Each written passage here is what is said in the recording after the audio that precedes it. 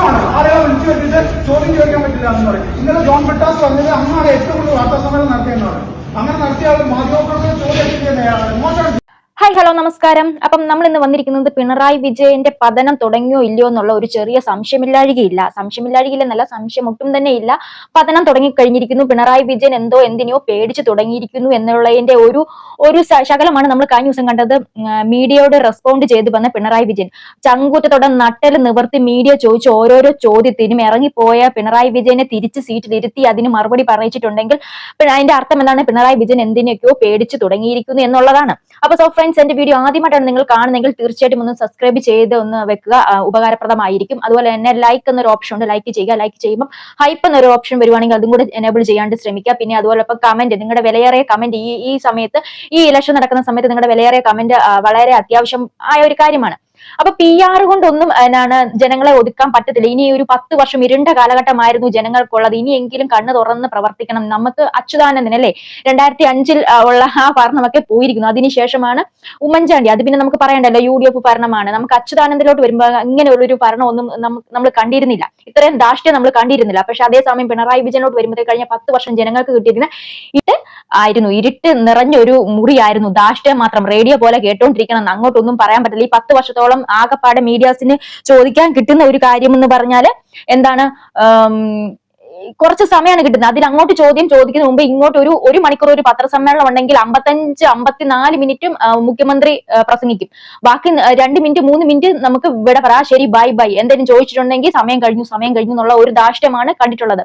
അപ്പം നമ്മൾ ഇതിൽ നിന്നൊക്കെ എന്താണ് മനസ്സിലാക്കേണ്ടത്? ജനങ്ങൾ മടുത്തു. മീഡിയാസിന് പോലും അവിടെ ഒരു വോയിസ് ഇല്ല. മീഡിയാസിന് ജനങ്ങൾക്ക് ചോദിക്കാനുള്ള ചോദ്യമാണ് മീഡിയാസ് ചോദിക്കേണ്ടത്. പക്ഷെ അവർക്ക് പോലും ഒരു വോയിസ് ഇല്ലായിരുന്നു.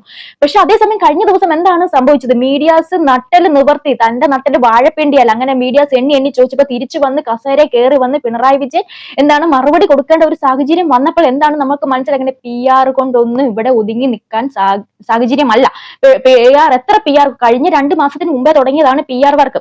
പിന്നെ അതുപോലെ തന്നെ കൊല്ലത്ത് വെച്ചാണ് ഈ സംഭവം ഉണ്ടായത്. അതുപോലെ തന്നെ പിണറായി വിജയൻ തന്നെയാണ് VT സതീശനെ വെല്ലുവിളിച്ചുകൊണ്ട് ഞങ്ങൾ ഒരു സംവാദത്തിന് ഞാൻ തയ്യാറാണ് എന്നൊരു പോസ്റ്റ് ഇട്ടപ്പോഴത്തേക്ക് അതിന് ബദൽ പോസ്റ്റ് ആയിട്ട് പിണറായി വിജയൻ പറയുന്നത് എവിടെയാണ്, എപ്പോഴാണ്, ഏത് സാഹചര്യത്തിലാണ് ഒന്നും നമുക്ക് പ്രശ്നമില്ല, VT സതീശൻ ഒരുക്കമാണെന്ന് പറഞ്ഞ് തിരിച്ച് പോസ്റ്റ് ഇട്ടിരുന്നു. എന്നാൽ ഇന്ന് രാവിലെ ഉറക്കമുണർന്ന് എഴുന്നേറ്റപ്പോൾ സ്ഥിതിഗതികൾ ആകെ മാറി. ഇതേണ്ട കിടക്കുന്നു. പിണറായി വിജയൻ അതിന് ഒരുക്കമല്ല. എന്താണ് സഖാവെ, മുട്ടിടിക്കുന്നുണ്ടോ? കൗണ്ടർ അടിക്കുമെന്നും സബ് ക്വസ്റ്റ്യൻസ് വരുമെന്നും അതിന് പ്രതിരോധിക്കാൻ PR വേണ്ടി വരുമെന്ന് നിങ്ങൾ വിചാരിക്കുന്നുണ്ടോ? നമുക്കറിയാം, കഴിഞ്ഞ കുറച്ച് ദിവസങ്ങൾക്ക് മുമ്പെയാണ് നമ്മുടെ വിദ്യാഭ്യാസ മന്ത്രി കോപ്പി അടിക്കുന്ന കണ്ടിട്ടുണ്ടായിരുന്നു.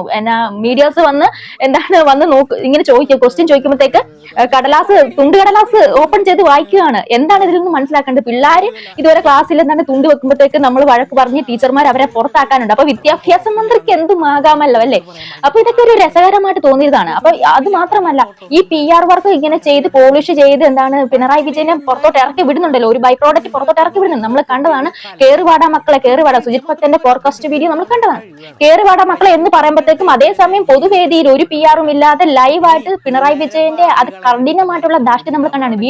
വീട്ടിൽ പോയി ചോദിക്കാം, എന്താണ് സഹാവേ നിങ്ങളെ ഞങ്ങൾക്ക് ചോദിക്കാനുള്ള ചോദ്യങ്ങൾ ഞങ്ങൾ നോക്കി ചോദിക്കുമ്പോൾ ഞങ്ങളുടെ ഒരു എംപ്ലോയി ആണ് താങ്കൾ, ഞങ്ങളുടെ ഒരു വേലക്കാരനാണ് താങ്കൾ. അപ്പൊ അങ്ങനെ ഒരു ചോദ്യം ചോദിക്കുമ്പോൾ വീട്ടിൽ പോയി ഇരിക്കാൻ പറഞ്ഞാൽ ഇനി വോട്ട് ചോദിച്ചുകൊണ്ട് വരുമ്പോഴത്തേക്ക് നിങ്ങളെല്ലാം വീട്ടിൽ ഇരിക്കേ ഉള്ളൂ എന്നാണ് നമുക്ക് പറയാനുള്ളത്. അപ്പം എന്തൊക്കെയോ പേടിക്കുന്നു. പിണറായി വിജയൻ ശരിക്കും പേടിക്കുന്നു എന്നാണ് തന്നെയാണ് എനിക്ക് ഇതിലൂടെ പറയാനുള്ളത്. അപ്പൊ നിങ്ങൾക്ക് എന്താണ് തോന്നിയെന്ന് വെച്ചാൽ തീർച്ചയായിട്ടും കമന്റ് ചെയ്യുക. അപ്പൊ അടുത്തൊരു വീഡിയോ വീണ്ടും കണ്ടവരെ ബൈ.